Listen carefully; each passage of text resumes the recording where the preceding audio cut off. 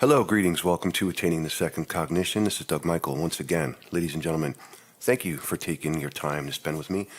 We definitely appreciate your time and the fact that so many are considering this information. We've been enjoying all of the comments, the positive feedback, and the encouragement, and the well-thought-out responses and questions that we've been receiving. So thank you one and all for that. Ladies and gentlemen, throughout the course of our video presentations, other than covering the perfidy of the Jesuit order in the Aryan global agenda, we have mainly focused on political Fabianism, theosophy, and New Ageism, and have generally stayed away from Christianity. Well, ladies and gentlemen, it's time we rectify that oversight, because there is no facet of this inorganic divine tyranny that has been overlooked by their Aryan henchmen's very thorough corralling of human consciousness into their divine snares. I imagine there'll be no shortage of people that will be pissed off with this video. The title of this video is Christian Fabianism, No One is Blameless. This religious war of duality between the Protestants and the Roman Catholic Church finds its origins at the hands of the stealthy, Rosicrucian-influenced Martin Luther, and Happim-controlled Protestants have been at war with Rome ever since, thinking they possess some kind of higher ground, moral form of Christianity. The fact is, ladies and gentlemen, that the Aryan secret societies have been behind shaping every Protestant and non-Catholic cultic religion that developed since Luther's breaking away from the Roman Church. Most Protestant believers of Christianity falsely believe that their brand of the Christian religion remains untainted and that it is a purer form of Christianity. This video is going to show this for the fallacy that it is. Luther set the stage for other personages of either Rosicrucian or Freemasonic influences to start creating a multiple flavors ice cream store of Protestant or esoteric spin-off brands of Christianity. 31 flavors of Jesus swill. It tastes good, but it's not exactly healthy for you. Within this mishmash of religious spin-offs, you find Mormonism, Baptists, Anabaptists, Seventh-day Adventists, Millerites, Jehovah's Witnesses, and even Pentecostal, Lutheran, Wicca, and Scientology, all of which, upon investigation, will generally reveal a Masonic influence of their creators. Joseph Smith, Mormonism, Charles Taze Russell, Jehovah's Witnesses, William Miller, Seventh-day Adventists, of course after an inorganic visionary experience, Anabaptists and Baptists as an offshoot of Lutheranism or Puritanism from Luther's inheritor John Calvin, who was born John Cohen and changed his name to Cowan before finally settling on the anglicized name Calvin to sell his brand of Christian chicanery. As we have covered in previous videos, Wicca was created by the pedophile Freemason Gerald Gardner, and L. Ron Hubbard, the creator of Scientology, was a 32nd degree Mason. I'm so surprised. It's all a bunch of horseshit, theosophical, Fabianistic nonsense. Good luck with your advancement under their dictates, under their doctrines and dogmas, under their jurisdiction. Alice Bailey's husband, Foster Bailey, was a 33rd degree Freemason of the Southern jurisdiction, which is the Luciferian creation of Albert Pike, the only Confederate Civil War general to have a statue erected in Washington, D.C. Albert Pike served as a brigadier general in the Confederate Army and was tried for treason, only to be pardoned by President Andrew Johnson, a fellow Freemason. Pike was one of the key players of the Scottish Rite of Freemasonry in America, and also one of the founders of the infamous Ku Klux Klan, as well as one of the top leaders of that organization. Pike was said to be a Satanist who was heavily into the occult. In Washington, D.C., near Capitol Hill, a statue of Pike stands to honor him not as a war general, but as a master Mason. Pike was a corrupt, racist asshole. I ask the viewer to remember that we exposed Lucifer of the Masonic traditions to be the Anunnaki goddess Ninhursag, using the name of Lucifer to hide behind to mask the mystical chicanery of the secret lodges of Freemasonry, as we revealed in our video exposing the real Luciferian agenda. Alice Bailey readily admits in her 1957 book, The Externalization of the Hierarchy, that it is the Masons who can and should wield power, and that Masonry holds all the secrets of the mysteries and ancient traditions. It can't be refuted that Masonry has had a profound influence on creating Protestant religions, and many Masons generally agree that they had their foundations with Rosicrucianism. Everything is connected, ladies and gentlemen. Everything. And at the root of all of these religions around the world, you are going to find the inorganic hive and their Aryan religion creators at every turn and under every rock. Under every fucking rock. So what do? Where do you turn? Ask yourself that question and then answer it. And for fuck's sake, stop asking anyone else to answer that question for you. No one else can. The Protestant religions are just as filled with this inorganic divine poison as every other religion worldwide, without exception. In our modern era, it is very easy to cast aspersions on so-called right-wing Christianity, and those on the left never hesitate to cast these aspersions, but the fact is that they are only different facets of the same inorganic hierarchy of control over human consciousness. Both sides are manipulated and play on the dualistic nature of ignorant, rapine-driven human beings who actually believe there is a genuine difference beyond the rhetoric and contrived dogmas of both sides. It is merely an oppositional illusion. Don't you see it? You have a choice, but we will provide those choices that you think you are making for yourself. This criticism becomes easier when we watch the empire building of the televangelists of those like Joel Osteen, Charles Hagee, Benny Hinn, and others getting filthy rich by bilking gullible Christians out of their hard-earned pay. More on this to follow. Other than to the most diligent researchers, the majority of people don't understand that Sidney Webb, one of the big four of Fabianism, took his ideas for the Fabian Society from the Christian socialist John Ruskin. Ruskin was a student of the philosophies of Plato and advocated Plato's concept of a top-down, pyramidal system of centralized government with absolute control by the state. Ruskin divulged his ideals, which were also embraced by people like Karl Marx concerning kingship, when he stated, "My continual aim has been to show the eternal superiority of some men to others, sometimes even of one man to all others." What Ruskin was referring to here is what is known as the divine right to rule, based on genetic bloodline. The same group of interbreeding Aryan bloodlines has always been and is still in control to this day. When Ruskin stated eternal superiority, he was referring to those of a specific genetic bloodline, the servants of the hive mind. Ruskin himself was heavily influenced by J.F.D. Maurice, whose father was a pastor at a Unitarian church in the early 19th century. Maurice eventually met John Stuart Mill, one of the early liberals and proponents of women's suffrage. Although Mill died before the creation of the Fabian Society in 1882, he was literally the godfather of the liberal socialist philosopher Bertrand Russell, who was a member of the Fabian Society for a period of time and one of their most favored darlings. The point of this brief history is to show the viewer that Protestantism and Christian socialism lie as a foundational brick in the edifice of Theosophical Fabianism.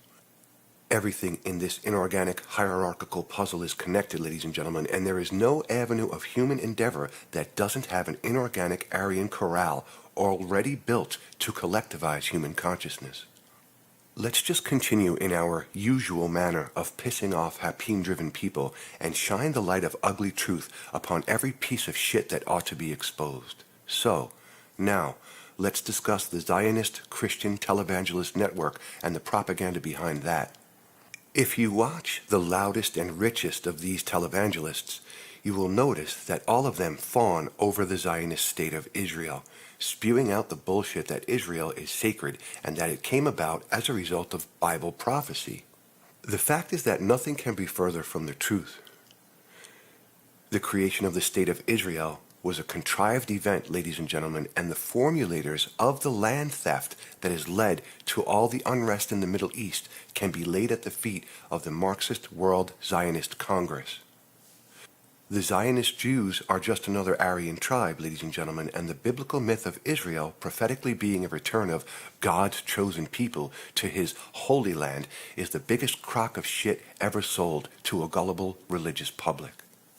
Perhaps most Christians aren't privy enough to realize that Marxist communists can read their Bible too, and with the unlimited funding that seems to flow into the coffers of the Marxist Fabian theosophical organizations worldwide, I guess no one figured out that the invasion of Israel by a bunch of Zionist communist revolutionaries like the Stern Gang and the Irgun was a propagandized and staged event.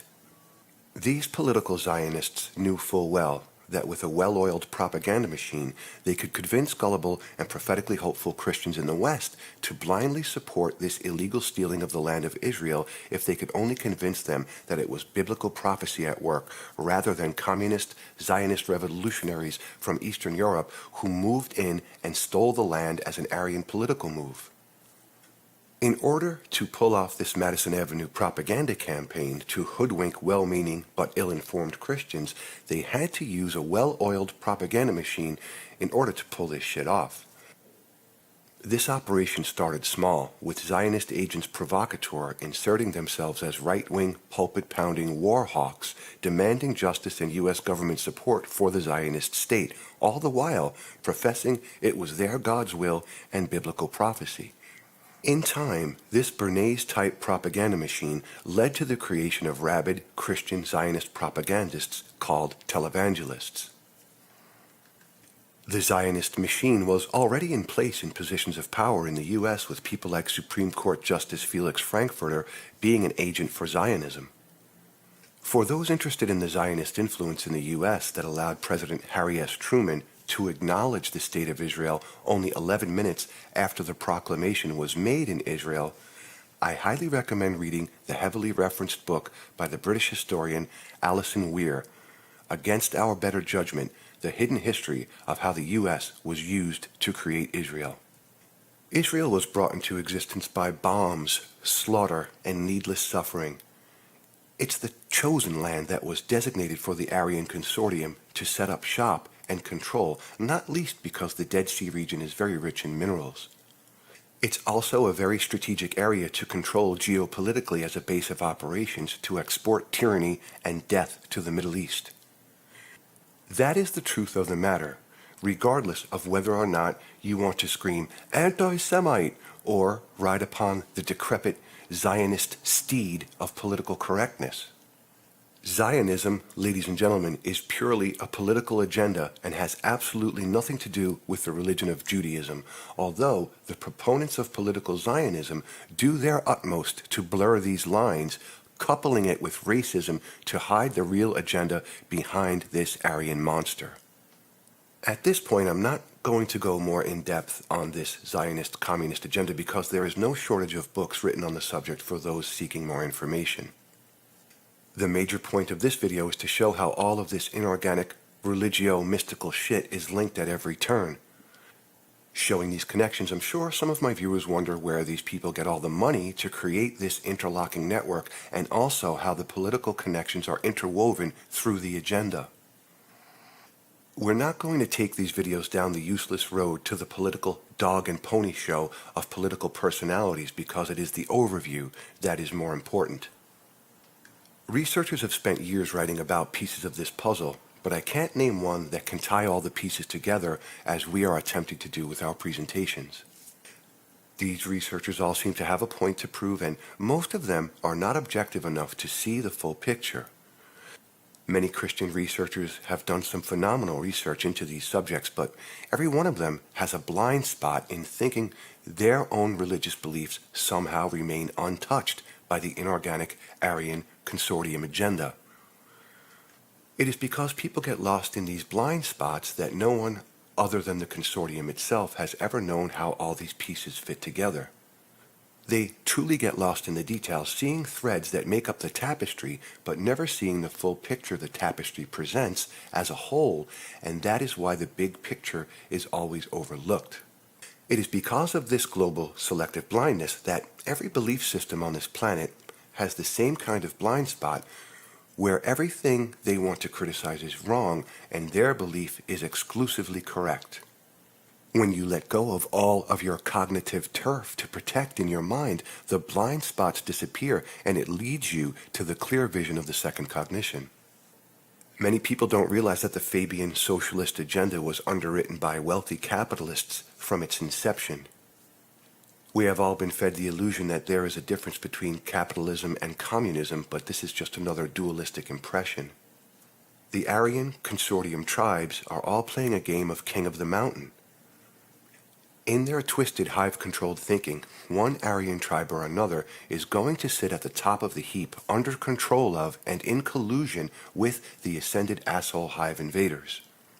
They collaborate together when it suits them, but behind the scenes they are all like those crabs in the bucket, continually pulling the other back down as they reach for this king of the mountain brass ring of their inorganic ascended dictators. For those who have not done much research into these things, as one example, it was the New York bank Kuhn Loeb and Company that gave Lenin $20 million in gold to underwrite the Bolshevik Revolution and all of the horrors that came along with it. The Theosophists have been involved in political manipulation since the inception of the League of Nations idea back in 1918. I'm posting a link in the description section so you can see how the Theosophical Society was instrumental in ultimately creating the United Nations.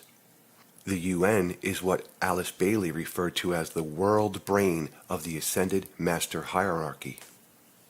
How many of you know that the United Nations is organized as a tax-exempt charity, ladies and gentlemen? We are the World Trust for the Inorganic Hive Mind, and we, the United Nations, will give you all the trouble you can take anywhere in the world free of charge as a world charity. Now, doesn't that make you feel all warm and fuzzy inside, ladies and gentlemen? Charitable organization? Sure, they freely donate tyranny all over the world. Every church in the U.S. is a tax-free organization, what they call a 501c3 organization under U.S. tax laws. That is the same tax exemption code for the fucking UN. Alice Bailey's Lucius Trust is also a 501c3 organization, just as every Theosophical temple is registered as a tax-exempt entity. You can go to the Lucius Trust website under About Us, and they tell you they are a charitable 501c3 tax-exempt organization. I've done some minor research into Masonic lodges, and although a majority of them are not strictly 501c3 organizations, they are 501c10 that can still be in some part tax-exempt. I found an interesting website forum that shows how these Masons dance between the raindrops on how to find loopholes in these tax exemption statuses. As a suggestion, do your own research into the tax exemption statuses of these secret societies and see what you can find. This tax exemption allows the Fabian Theosophical organizations to keep all the money they make as educational institutes worldwide. All the money they take in is then turned into spreading more propaganda. As with everything else, you donate to your own enslavement. Lucius Trust was created at first as a publishing company, and the Lucius Trust is still the sole publisher of the Theosophical literature.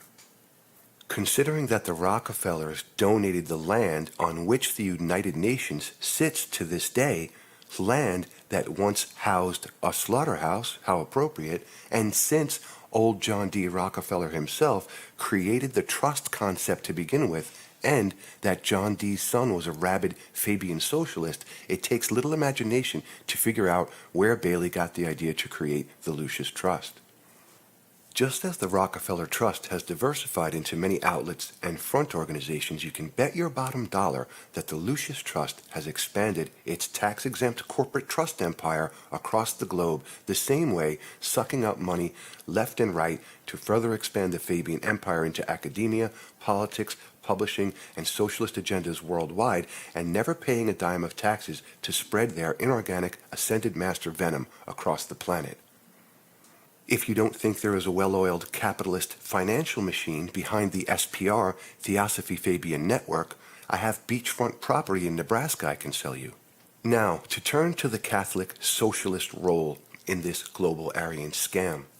let's start our research with the catchy little song released by the band The Fifth Dimension in 1969 called Aquarius, Let the Sunshine In. We covered in the Neo-Shamanism video how the entire 60s hippie drug movement was a Fabian theosophy-contrived psyop. With the relevant facts in mind presented in the Neo-Shamanism video, let's revisit the origin of this song, Aquarius. The version made popular by the Fifth Dimension is a medley of two songs from the 1967 stage musical Hair, which was one of the first stage productions to present full frontal nudity to the public. The songs were written by James Rado and Jerome Ragney, who were the lyricists, and Galt McDermott, who wrote the music. What is most important about this song is the lyrics, for they basically comprise a Fabian theosophical anthem for successfully launching the New Age. The song is nothing more than a public propaganda campaign with a catchy tune that allowed the Theosophists and Fabians to crow about their success. The New Age arena has no shortage of doctrines promoting ascension into the fifth dimension, where magical bliss and flying dolphins reside, apparently. We have already shown how all of the New Age fifth-dimensional bullshit finds its origins in theosophy. How curious indeed that the name of the band who popularized this song just happened to be the Fifth Dimension. For those who are familiar with the song, it starts out promoting astrology, when the moon is in the seventh house, etc., which is one of the accepted mystical doctrines promoted by theosophy. I invite my viewers to look up the lyrics to this song and read them in light of what we are revealing here. If you don't see the stamp of theosophical New Ageism written all over it, you must be truly blind. The song glorifies the fulfillment of the agenda of the Fabians and Esalen Institute for launching the drug revolution and bringing in the theosophical Age of Aquarius, which holds a central position within Helena Blavatsky's theosophical teachings. The song Aquarius has overtones of mysticism and mind expansion, then finishes the medley with the Let the Sunshine In portion, basically suggesting the astrotheology of theosophy. The lyricists were graduates of the Catholic University of America, created by John Lancaster Spalding in 1882, the same year that the Society for Psychical Research was created. Spalding was a Catholic social reformer whose own teachings have definitive theosophical overtones. I'm going to offer one of his quotes to provide an example of this. In 1901, Spalding wrote, "In educating as in walking, we have an end in view. In educating, this end is an idea, the idea of human perfection, and to develop and make this plain, this ideal is more important than any of the 1,000 questions with which our pedagogical theorists are occupied." What the listener needs to take away from this is Spalding's reference to the idea of human perfection. If you look at standard Christian and Catholic doctrines, we have all sinned and come short of the glory of God. The only perfect human being was Jesus, and humanity will never be perfected within Christian beliefs, so we have to ask just what the fuck Spalding was referencing to as human perfection. There is no valid context within standard Christianity to support the idea or ideal of human perfection. There is, however, the concept of perfecting humanity threaded all through the inorganic theosophical doctrines. When you realize this, you can understand that the Catholic University of America was created by a theosophy-leaning Fabian socialist hiding behind the mask of Catholicism. As I stated earlier in this video, ladies and gentlemen, everything is connected, and the inorganic consortium agenda is so well hidden and diversified that few indeed can actually see the subtle, poisonous nature of the entire program. If this isn't so, then we have to ask why two graduates of a Catholic university are writing lyrics to a Fabian theosophical anthem about hearkening the New Age of Aquarius. The Aquarius song is nothing more than subliminal propaganda and the Fabian theosophists rubbing your face in their shit with a catchy little tune. It is no different than political sloganeering or the propaganda marketing techniques pushed by Edward Bernays. Recognizing these things, ladies and gentlemen, is how you advance your PSOYCA. It is only when you can see the real picture behind the illusions that you can advance your perceptions and free your PSOYCA from such hateful propaganda tactics. Perceive beyond the image you are being fed by the consortium, and the more you can read the innuendo behind the superficial illusion, the more your perceptions expand and the closer you move to that second cognition threshold and transcend all this cognitive chicanery. It is through these means that you truly free your PSOYCA and gain your cognitive sovereignty. As a side note, the song Aquarius went worldwide, and the Fabian-controlled music industry gave the song the 1969 Grammy Award for the best record of the year. How nice.